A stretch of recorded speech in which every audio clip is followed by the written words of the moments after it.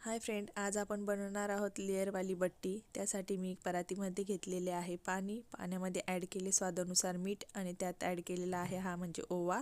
त्याच्यानंतर आपण ॲड करणार आहोत ते म्हणजे जिरे ॲड करून झालेले आहे आपले। आता आपण ॲड करत आहोत ते म्हणजे हळद ॲड केल्यानंतर आपण त्यामध्ये 2 वाट्या गव्हाचे पीठ ॲड केलेले आहे।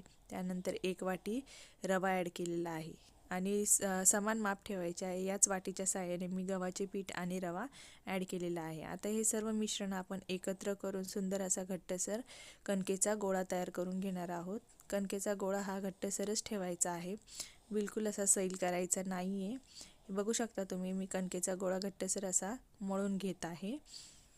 त्यानंतर आपण आपला कणकेचा गोळा हा छान मळून झालेला आहे। आता आपण तो 30 मिनिटांसाठी भिजत ठेवणार आहोत, जेणेकरून आपला रवा सुंदर असा भिजेल। आता 30 मिनिटांनंतर